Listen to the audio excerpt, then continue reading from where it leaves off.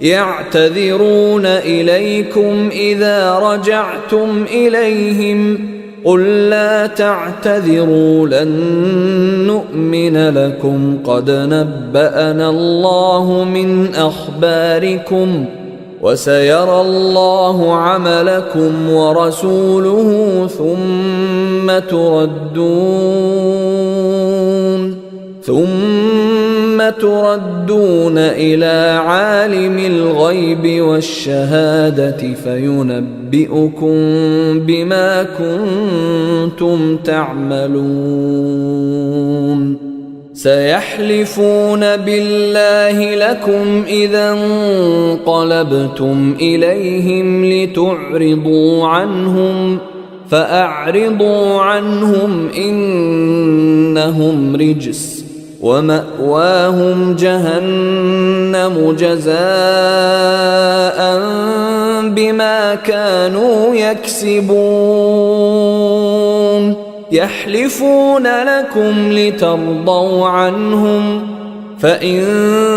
ترضوا عنهم فإن الله لا يرضى عن القوم الفاسقين الأعراب أشد كفرا ونفاقا وأجدر ألا يعلموا حدود ما أنزل الله على رسوله والله عليم حكيم ومن الأعراب من يتخذ ما ينفق مغرما ويتربص بكم الدوائر عليهم دائرة السوء والله سميع عليم ومن الأعراب من يؤمن بالله واليوم الآخر ويتخذ ما ينفق قربات عند الله وصلوات الرسول ألا إنها قربة لهم سيدخلهم الله في رحمته إن الله غفور رحيم والسابقون الأولون من المهاجرين والأنصار والذين اتبعوهم بإحسان رضي الله عنهم ورضوا عنه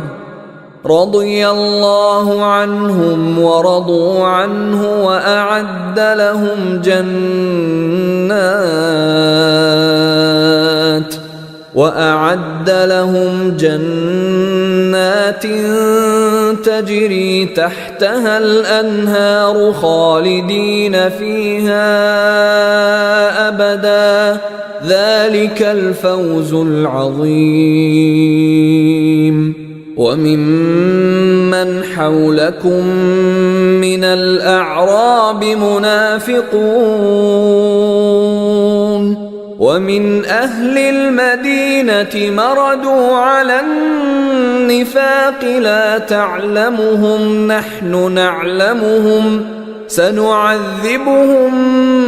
مرتين ثم يردون إلى عذاب عظيم وآخرون اعترفوا بذنوبهم خلطوا عملا صالحا وآخر سيئا عسى الله أن يتوب عليهم إن الله غفور رحيم خذ من أموالهم صدقة تطهرهم وتزكيهم بها وصل عليهم إن صلاتك سكن لهم والله سميع عليم ألم يعلموا أن الله هو يقبل التوبة عن عباده ويأخذ الصدقات وأن الله هو التواب الرحيم وقل اعملوا فسيرى الله عملكم ورسوله والمؤمنون وستردون إلى عالم الغيب والشهادة فينبئكم بما كنتم تعملون وآخرون مرجون لأمر الله إما يعذبهم وإما يتوب عليهم والله عليم حكيم والذين اتخذوا مسجدا ضرارا وكفرا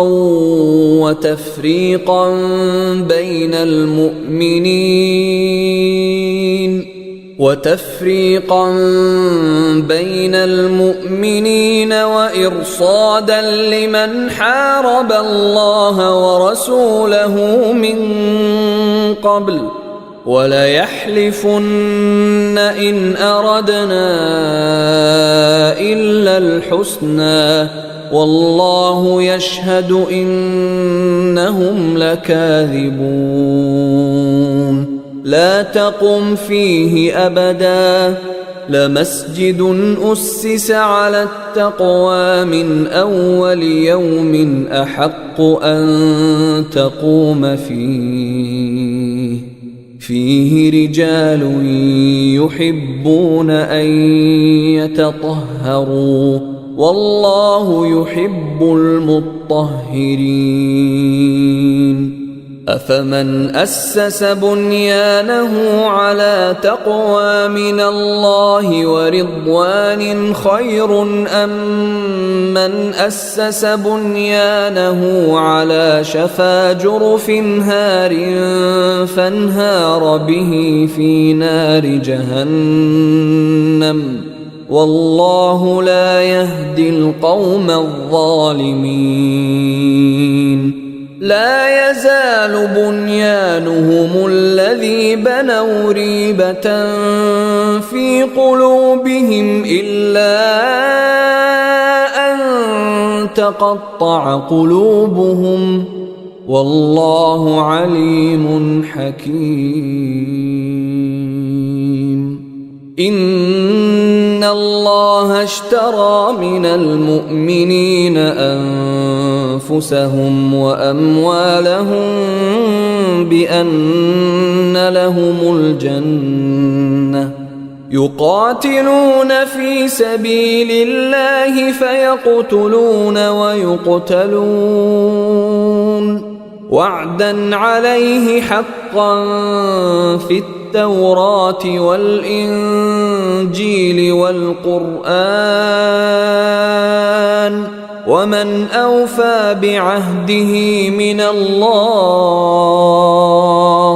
فاستبشروا ببيعكم الذي بايعتم به وذلك هو الفوز العظيم التائبون العابدون الحامدون السائحون الراكعون الساجدون الآمرون بالمعروف والناهون عن المنكر والحافظون لحدود الله وبشر المؤمنين ما كان للنبي والذين آمنوا أن يستغفروا للمشركين ولو كانوا أولي قربى من بعد ما تبين لهم أنهم أصحاب الجحيم وما كان استغفار إبراهيم لأبيه إلا عن موعدة وعدها إياه فلما تبين له أنه عدو لله تبرأ منه إن إبراهيم لأواه حليم وما كان الله ليضل قوما بعد إذ هداهم حتى يبين لهم ما يتقون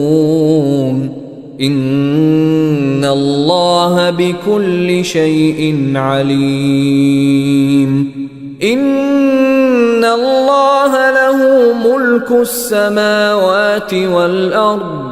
يحيي ويميت وما لكم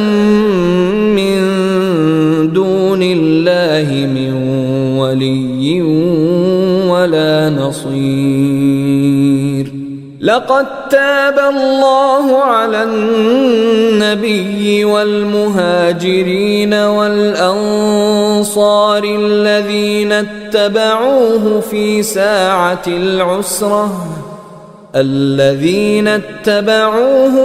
ساعة العسرة من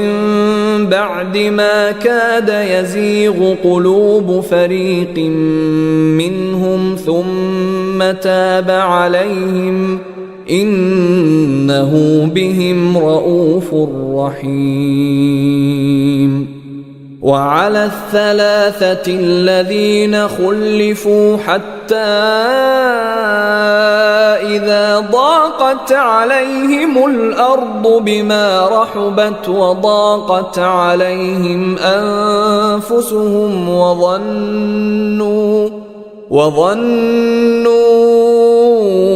أن لا ملجأ من الله إلا إليه ثم تاب عليهم ليتوبوا إن الله هو التواب الرحيم يا أيها الذين آمنوا اتقوا الله وكونوا مع الصادقين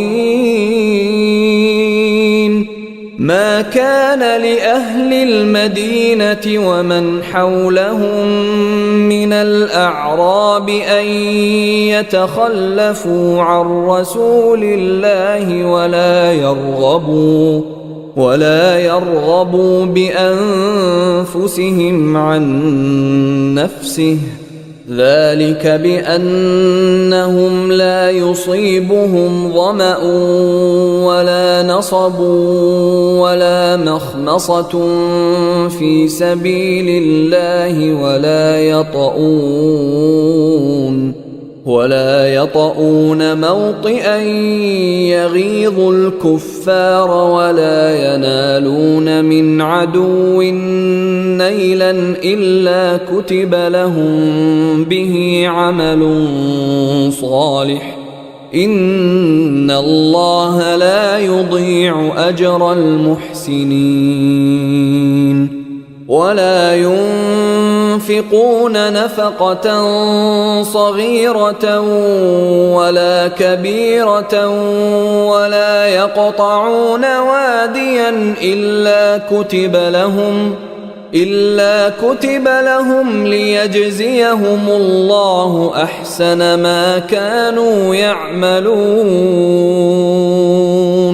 وما كان المؤمنون لينفروا كافة فلولا نفر من كل فرقة منهم طائفة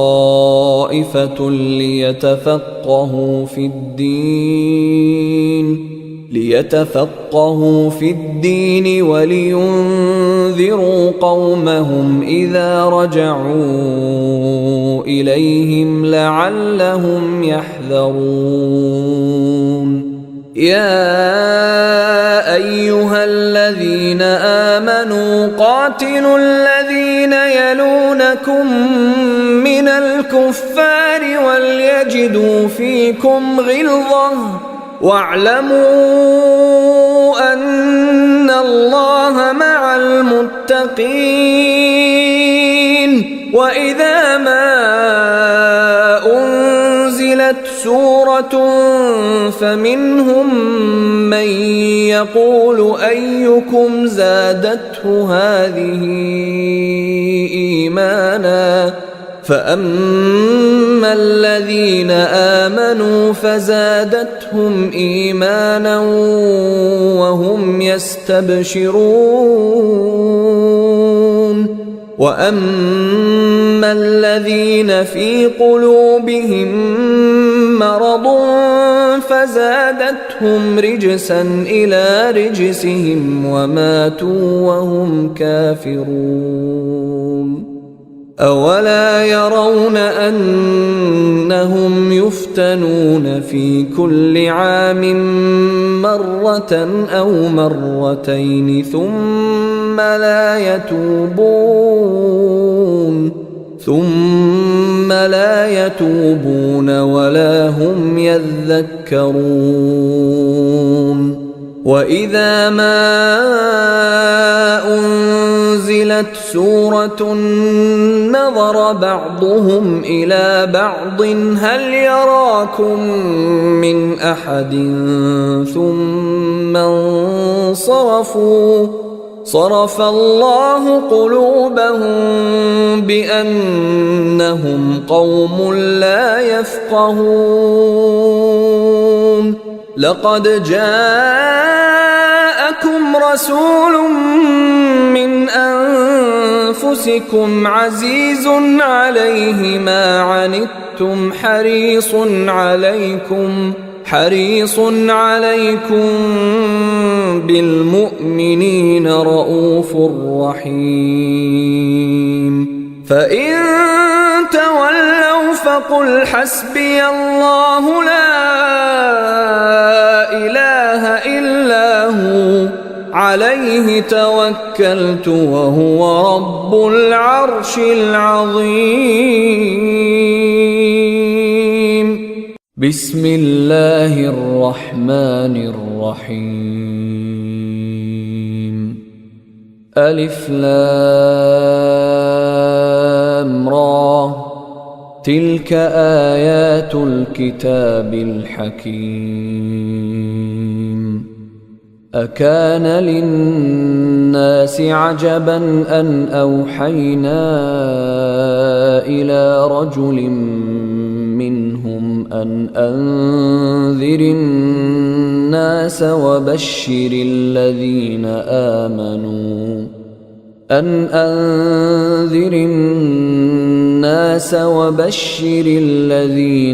آمنوا أن لهم قدم صدق عند ربهم. قال الكافرون إن هذا لساحر مبين. إن ربكم الله الذي خلق السماوات والأرض في 6 أيام ثم استوى على العرش يدبر الأمر ما من شفيع إلا من بعد إذنه ذلكم الله ربكم فاعبدوه أفلا تذكرون. إليه مرجعكم جميعا وعد الله حقا إنه يبدأ الخلق ثم يعيده ليجزي الذين آمنوا وعملوا الصالحات بالقسط والذين كفروا لهم شراب من حميم وعذاب أليم بما كانوا يكفرون. هو الذي جعل الشمس ضياء والقمر نورا وقدره منازل لتعلموا عدد السنين والحساب ما خلق الله ذلك إلا بالحق يفصل الآيات لقوم يعلمون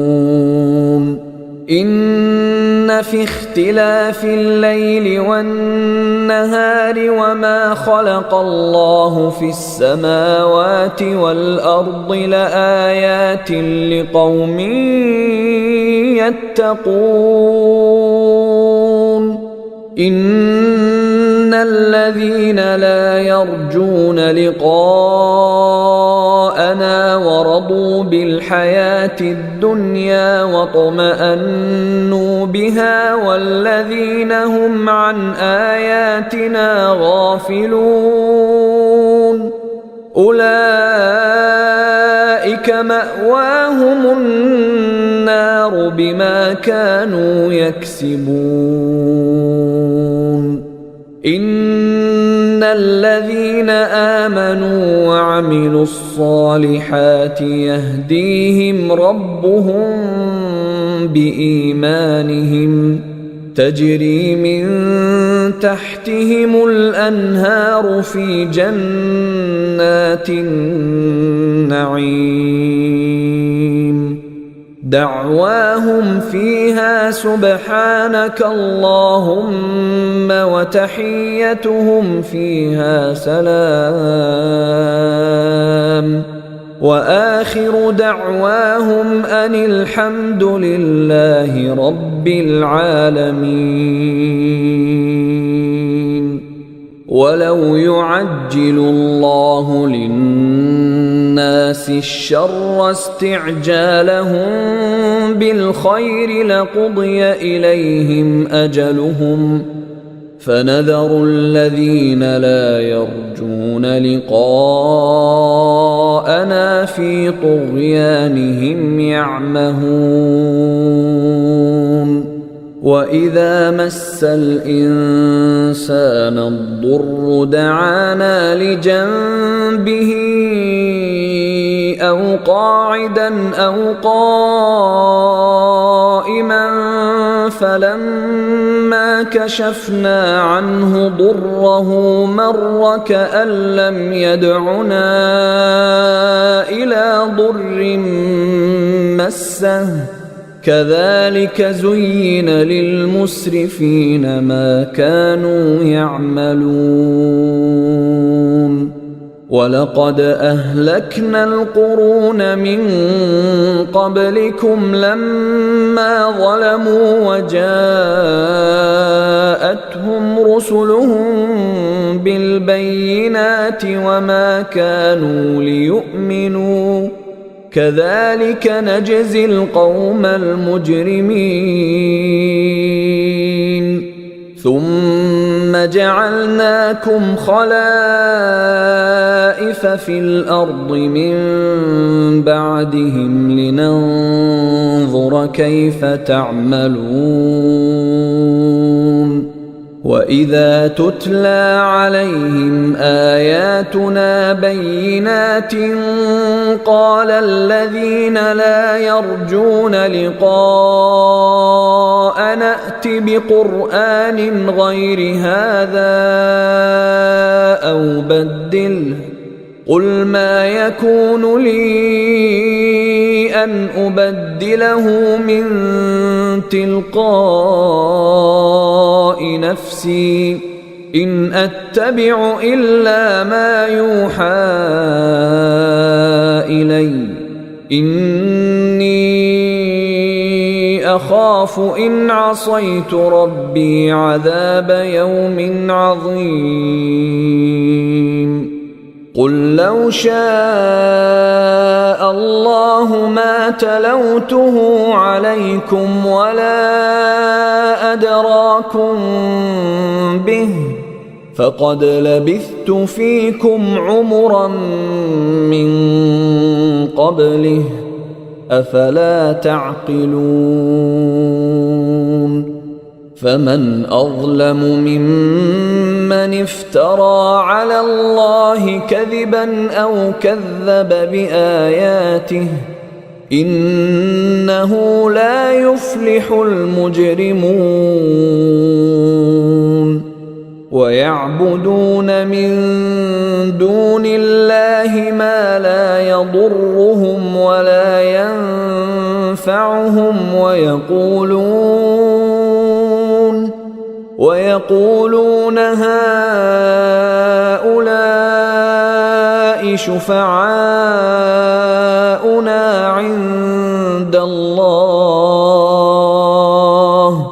قل أتنبئون الله بما لا يعلم في السماوات ولا في الأرض سبحانه وتعالى عما يشركون وما كان الناس إلا أمة واحدة فاختلفوا ولولا كلمة سبقت من ربك لقضي بينهم فيما فيه يختلفون ويقولون لولا أنزل عليه آية من ربه فقل إنما الغيب لله فانتظروا إني معكم من المنتظرين وإذا أذقنا الناس رحمة من بعد ضراء مستهم إذا لهم مكر في آياتنا قل الله أسرع مكرا إن رسلنا يكتبون ما تمكرون هو الذي يسيركم في البر والبحر حتى إذا كنتم في الفلك وجرين بهم بريح طيبة وفرحوا بها جاءتها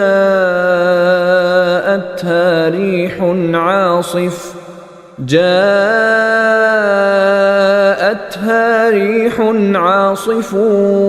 وجاءهم الموج من كل مكان وظنوا أنهم أحيط بهم دعوا الله مخلصين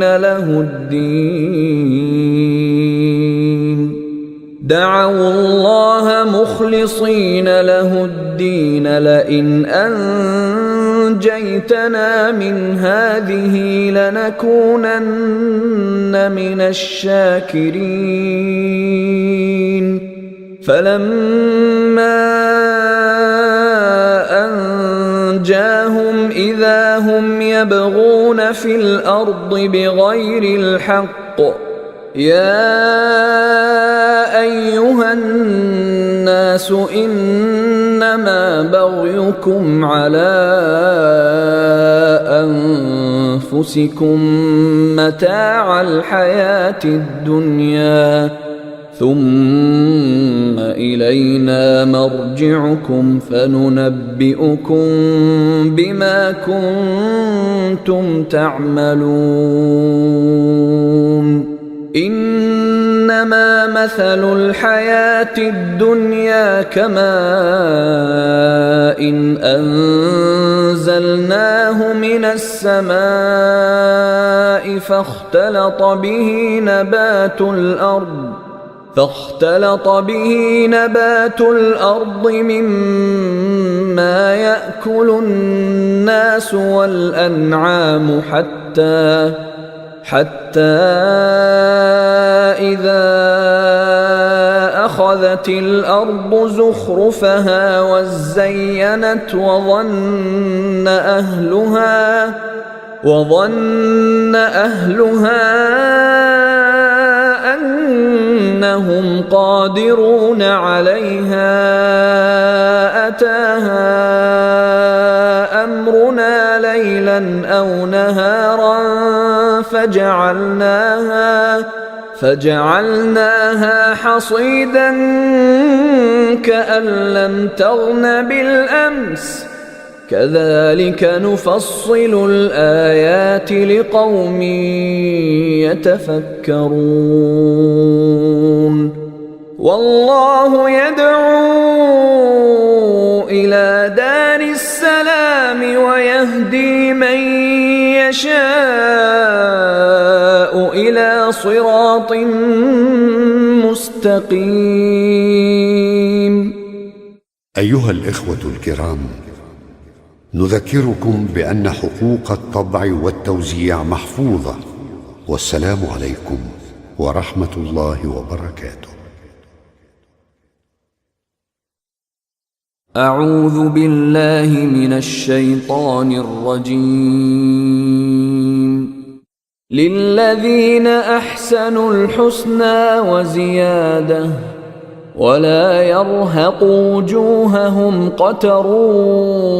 ولا ذلة أولئك أصحاب الجنة هم فيها خالدون.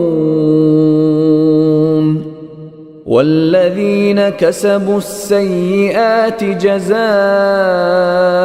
سيئة بمثلها وترهقهم ذلة ما لهم من الله من عاصم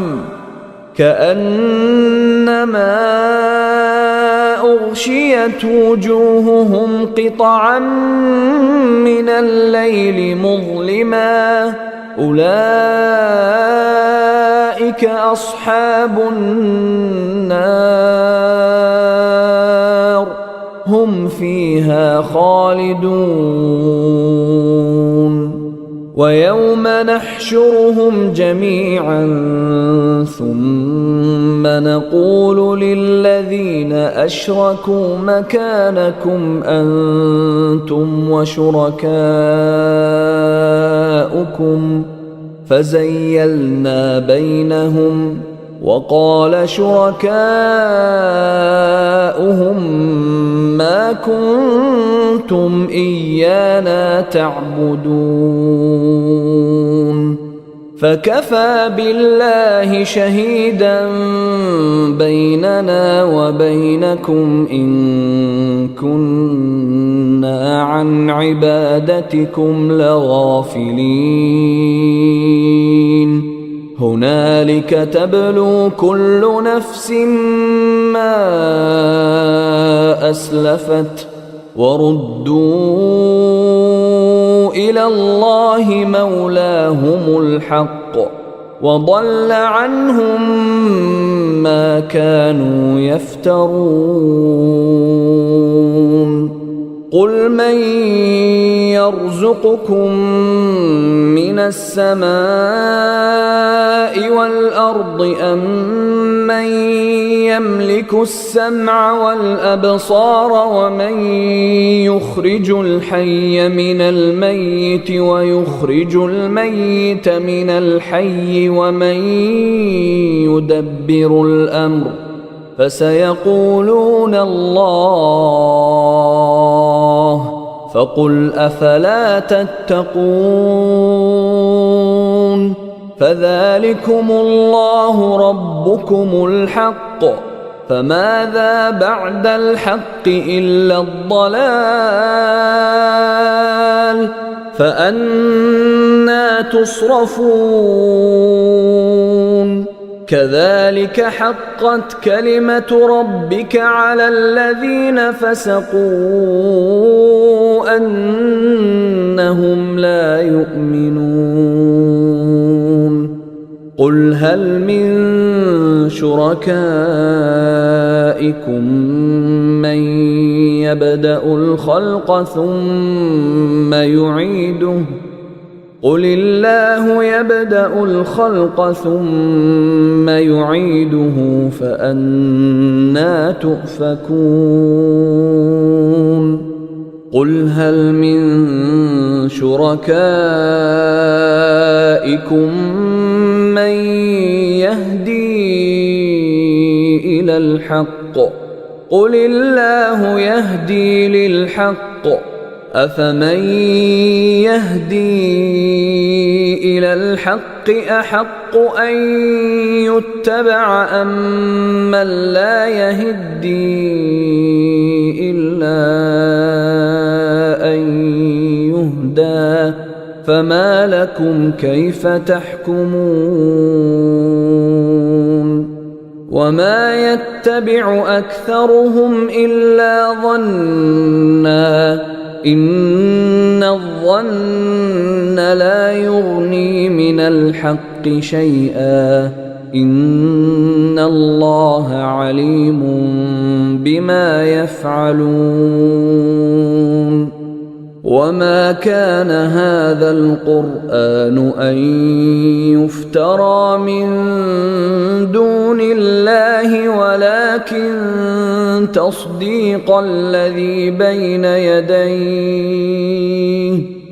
ولكن تصديق الذي بين يديه وتفصيل الكتاب لا ريب فيه من رب العالمين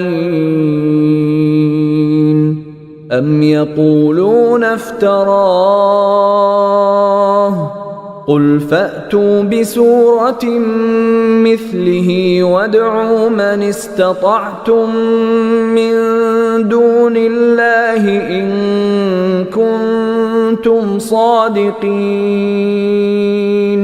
بل كذبوا بما لم يحيطوا بعلمه ولما يأتهم تأويله كذلك كذب الذين من قبلهم فانظر كيف كان عاقبة الظالمين ومنهم من يؤمن به ومنهم من لا يؤمن به وربك أعلم بالمفسدين وإن كذبوك فقل لي عملي ولكم عملكم أنتم بريئون مما أعمل وأنا بريء مما تعملون ومنهم من يستمعون إليك أفأنت تسمع الصم ولو كانوا لا يعقلون ومنهم من ينظر إليك أفأنت تهدي العمي ولو كانوا لا يبصرون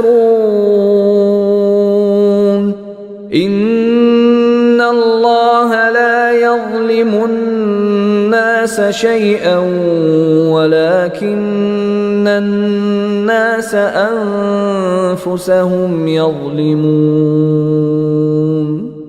ويوم يحشرهم كأن لم يلبثوا إلا ساعة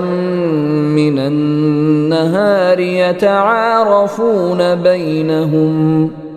قد خسر الذين كذبوا بلقاء الله وما كانوا مهتدين وإما نرينك بعض الذي نعدهم أو نتوفينك فإلينا مرجعهم ثم الله شهيد على ما يفعلون ولكل أمة رسول فإذا جاء رسولهم قضي بينهم بالقسط وهم لا يظلمون ويقولون متى هذا الوعد إن كنتم صادقين قل لا أملك لنفسي ضرا ولا نفعا إلا ما شاء الله لكل أمة أجل إذا جاء أجلهم فلا يستأخرون ساعة ولا يستقدمون قل أرأيتم إن أتاكم عذابه بياتا أو نهارا ماذا يستعجل منه المجرمون أثم إذا ما وقع آمنتم به الآن وقد كنتم به تستعجلون ثم قيل للذين ظلموا ذوقوا عذاب الخلد هل تجزون إلا بما كنتم تكسبون ويستنبئونك أحق هو قل إي وربي إنه لحق وما أنتم بمعجزين ولو أن لكل نفس ظلمت ما في الأرض لافتدت به وأسروا الندامة لما رأوا العذاب وقضي بينهم بالقسط وهم لا يظلمون ألا إن لله ما في السماوات والأرض ألا إن وعد الله حق ولكن أكثرهم لا يعلمون هو يحيي ويميت وإليه ترجعون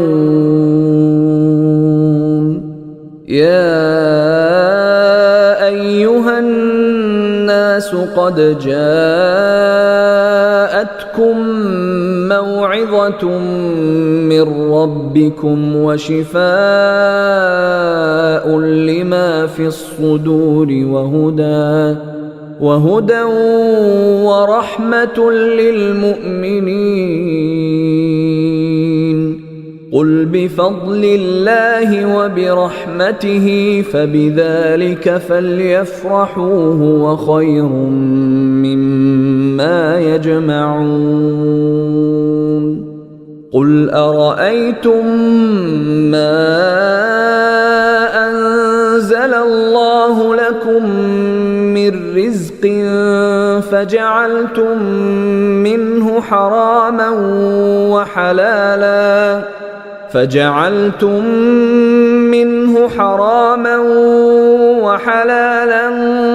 قل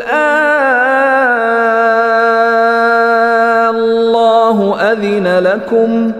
أم على الله تفترون وما ظن الذين يفترون على الله الكذب يوم القيامة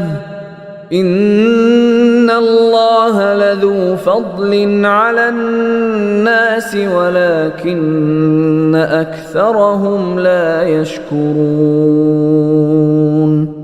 وما تكون في شأن وما تتلو منه من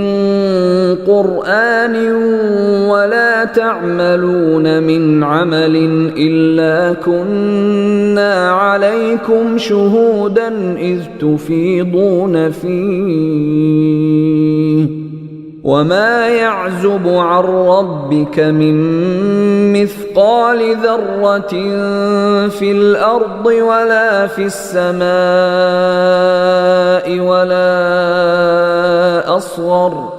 ولا أصغر من ذلك ولا أكبر إلا في كتاب مبين ألا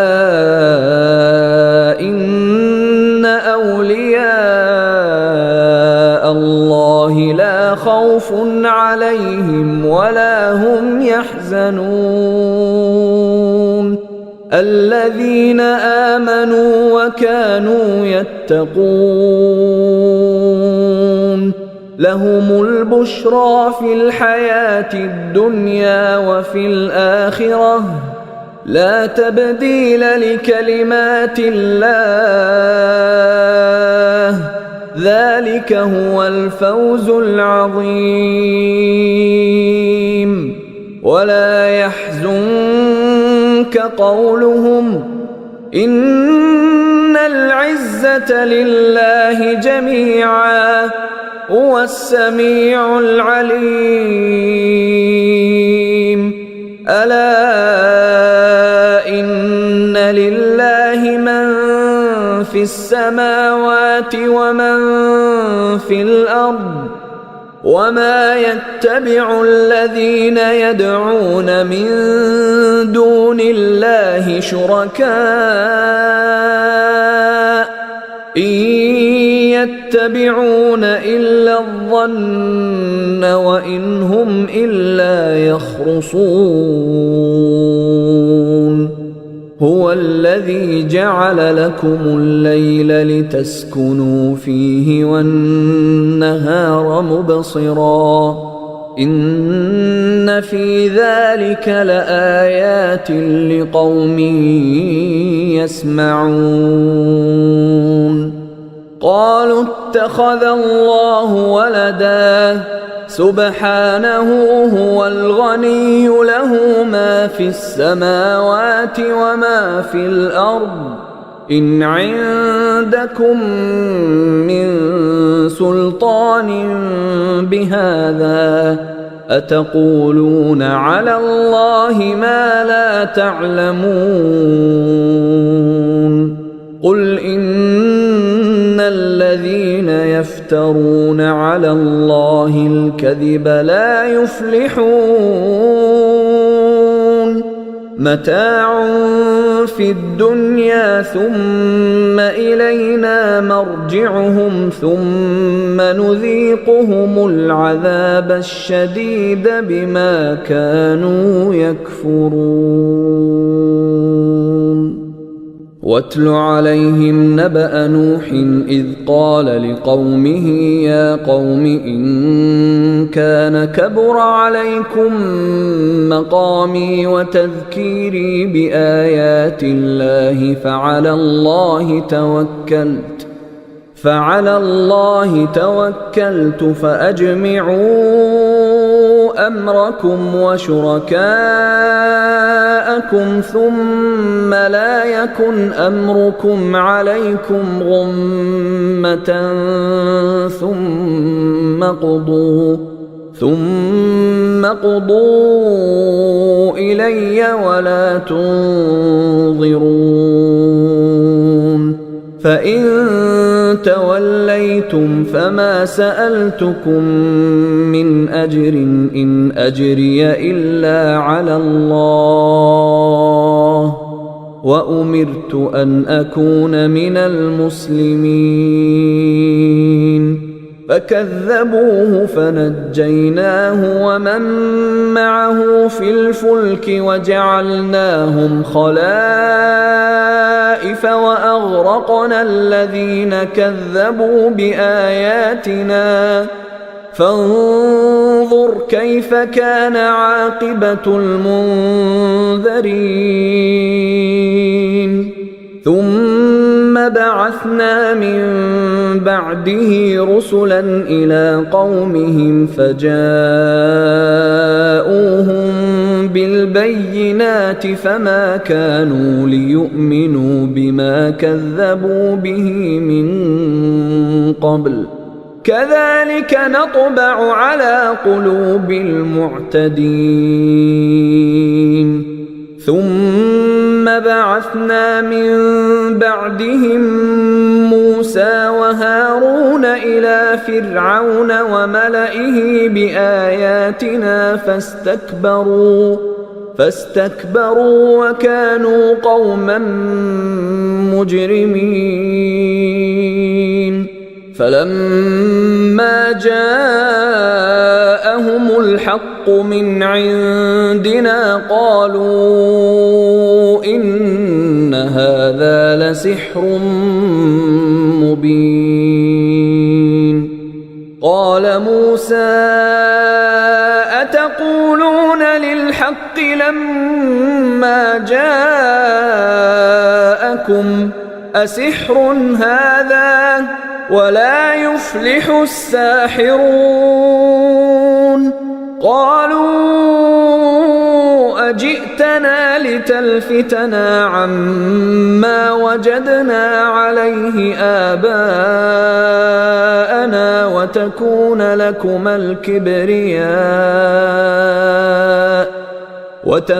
لكما الكبرياء في الأرض وما نحن لكما بمؤمنين وقال فرعون ائتوني بكل ساحر عليم فلما جاء السحرة قال لهم موسى ألقوا ما أنتم ملقون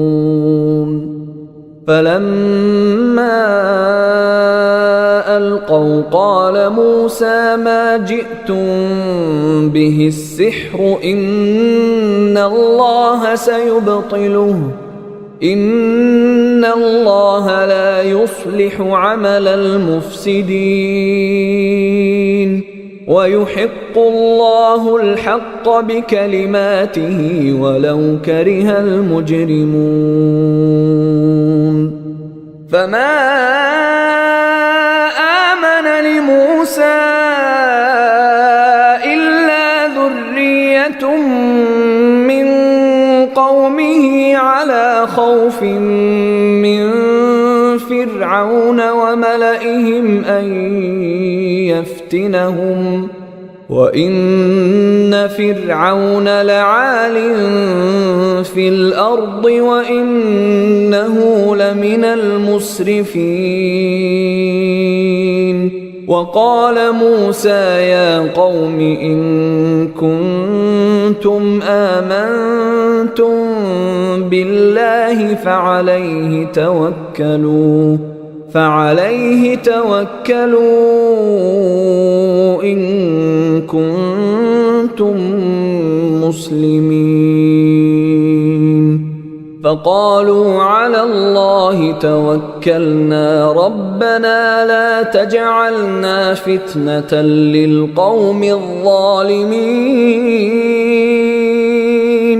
ونجنا برحمتك من القوم الكافرين وأوحينا إلى موسى وأخيه أن تبوأ لقومكما بمصر بيوتا واجعلوا بيوتكم قبلة وأقيموا الصلاة وبشر المؤمنين وقال موسى ربنا إنك إنك آتيت فرعون وملأه زينة وأموالا في الحياة الدنيا ربنا ليضلوا عن سبيلك ربنا اطمس على أموالهم واشدد على قلوبهم فلا يؤمنوا حتى يروا العذاب الأليم قال قد أجيبت دعوتكما فاستقيما ولا تتبعان سبيل الذين لا يعلمون وجاوزنا ببني إسرائيل البحر فأتبعهم فرعون وجنوده بغيا وعدوا حتى إذا أدركه الغرق قال آمنت أنه لا إله إلا الذي آمنت به بنو إسرائيل وأنا من المسلمين الآن وقد عصيت قبل وكنت من المفسدين فاليوم ننجيك ببدنك لتكون لمن خلفك آية وإن كثيرا من الناس عن آياتنا لغافلون ولقد بوأنا بني إسرائيل مبوأ صدق ورزقناهم من الطيبات فما اختلفوا حتى جاءهم العلم إن ربك يقضي بينهم يوم القيامة فيما كانوا فيه يختلفون فإن كنت في شك مما أنزلنا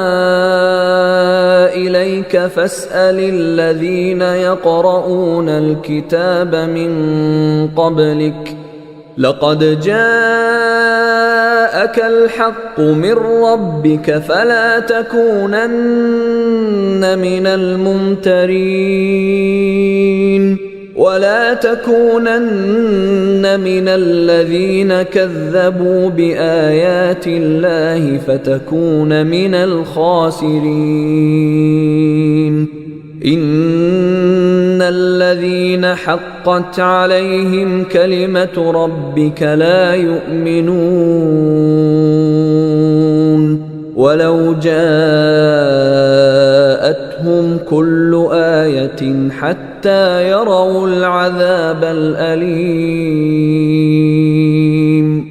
فلولا كانت قرية آمنت فنفعها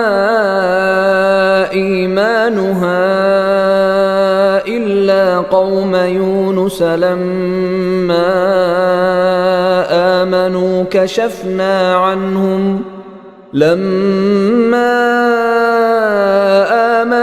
كشفنا عنهم عذاب الخزي في الحياة الدنيا ومتعناهم إلى حين ولو شاء ربك لآمن من في الأرض كلهم جميعا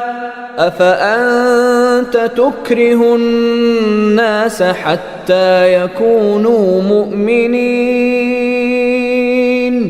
وما كان لنفس أن تؤمن إلا بإذن الله ويجعل الرجس على الذين لا يعقلون قل انظروا ماذا في السماوات والأرض وما تغني الآيات والنذر عن قوم لا يؤمنون فهل ينتظرون إلا مثل أيام الذين خلوا من قبلهم قل فانتظروا إني معكم من المنتظرين ثم ننجي رسلنا والذين آمنوا كذلك حقا علينا ننجي المؤمنين قل يا أيها الناس إن كنتم في شك من ديني فلا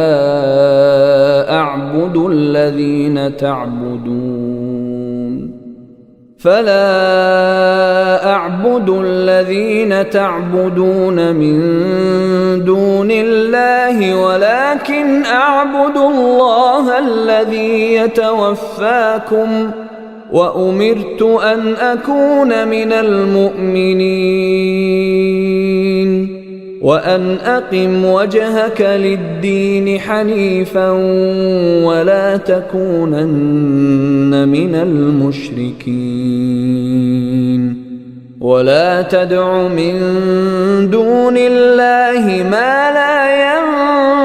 ينفعك ولا يضرك فإن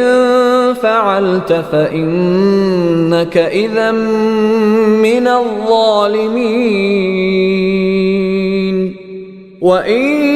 يمسسك الله بضر فلا كاشف له إلا هو وإن يردك بخير فلا راد لفضله يصيب به من يشاء من عباده وهو الغفور الرحيم قل يا أيها الناس قد جاءكم الحق من ربكم فمن اهتدى فإنما يهتدي لنفسه ومن ضل فإنما يضل عليها وما أنا عليكم بوكيل واتبع ما يوحى إليك واصبر حتى يحكم الله وهو خير الحاكمين بسم الله الرحمن الرحيم ألف لام را كتاب أحكمت آياته ثم فصلت من لدن حكيم خبير ألا تعبدوا إلا الله إنني لكم منه نذير وبشير وأن استغفروا ربكم ثم توبوا إليه يمتعكم متاعا حسنا إلى أجل مسمى ويؤت كل ذي فضل فضله وإن تولوا فإني أخاف عليكم عذاب يوم كبير إلى الله مرجعكم وهو على كل شيء قدير ألا إنهم يثنون صدورهم ليستخفوا منه ألا حين يستغشون ثيابهم يعلم ما يسرون وما يعلنون